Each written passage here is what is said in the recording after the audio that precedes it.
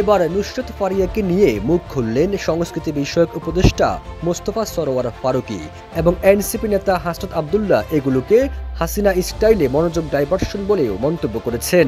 এই অভিনেত্রীকে গ্রেপ্তার নিয়ে সামাজিক যোগাযোগ মাধ্যমে চলছে নানা আলোচনা সমালোচনা। ফেসবুকে দেওয়া এক পোস্টে এনসিপি নেতা হাসনাত আব্দুল্লাহ বলেন, সরাসরি হত্যাকাণ্ডে জড়িত খুনিকে দেশ থেকে নিরাপদে বেরিয়ে যাওয়ার সুযোগ দেওয়া হয়। শিরিন শারমিনকে রাষ্ট্রীয় তত্ত্বাবধানে বাসায় গিয়ে পাসপোর্ট করে দেওয়া হয়। দ্বিতীয় ট্রাইব্যুনাল জানুয়ারিতে হওয়ার কথা থাকলেও মে মাসে সেও শুরু হয়নি। সরকারের সমালোচনা করে তিনি আরও বলেন, ইন্টারিম ৬২৬ জনের লিস্ট কোথায়? ৬২৬ জনকে নিরাপদে বের করে দিয়ে এখন ফারিয়াকে হত্যা মামলায় গ্রেপ্তার করে বোঝাতে চান আপনারা খুব বিচার করছেন। এগুলো বিচার নয়, এগুলো হাসিনা স্টাইলে মনোযোগ ডাইভার্সন। এই ঈদে জামা জুতো অ্যাকসেসরিজের ডিসকাউন্ট।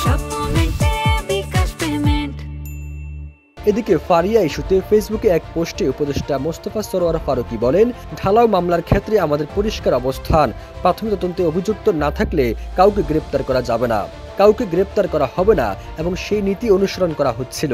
তিনি স্পষ্টভাবে উল্লেখ করেন, এইসব ঘটনা কোনোভাবেই সমর্থনযোগ্য না। তবে তিনি আশাবাদ ব্যক্ত করে বলেন, আমি বিশ্বাস করি ফারিয়া আইনি প্রতিকার পাবে। ফারুকী আরও বলেন, এ ধরনের ঢালাও মামলাকে আমরা আরও সংবেদনশীলভাবে হ্যান্ডেল করতে পারবো। এই আশা আমাদের মনে রাখতে হবে, আমাদের প্রধান কাজ জুলাইয়ে প্রকৃত অপরাধীদের বিচার করা। তিনি বলেন, আমি চেষ্টা করি আমার মন্ত্রণালয়ের কাজের বাহিরে কথা না বলতে, কিন্তু আমার তো একটা পরিচয় আছে। আমি এই ইন্ডাস্ট্রির মানুষ ছিলাম এবং 2 দিন পর সেখানেই ফিরে যাব। সরকারের এই উপদেষ্টা ধারণা প্রকাশ করে বলেন, আওয়ামী লীগের সাবেক রাষ্ট্রপতি আব্দুল হামিদের বিদেশ গমনকে কেন্দ্র করে জনগণের ক্ষোভের পর হয়তো ওভার নার্ভাসনেস থেকেই এসব ঘটনা ঘটে থাকতে পারে। কয়েকদিন আগে ব্যারিস্টার আন্দালি পার্থের স্ত্রীর সঙ্গেও এরকম একটা ঘটনা ঘটেছে। গত 18 মে থাইল্যান্ডে যাওয়ার সময় ইমিগ্রেশন পুলিশ অভিনেত্রী নুসরাত ফারিয়াকে গ্রেপ্তার করে। পরে তাকে মহানগর গোয়েন্দা পুলিশের হেফাজতে নেওয়া হয়। এর আগে গত 29 April Dhaka chief metropolitan magistrate আদালতে এক হত্যা চেষ্টা মামলায় ফারিয়া সহ 17 জন শিল্পীর নাম অন্তর্ভুক্ত করা হয়। মামলার বাদী এনামুল হক শেখ হাসিনা সহ মোট 284 জনের নাম উল্লেখ করে এজাহার দায়ের করেন।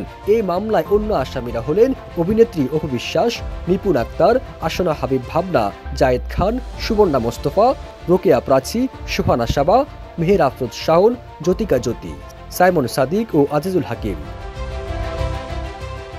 সবুজ আলম, ইত্তেফাক।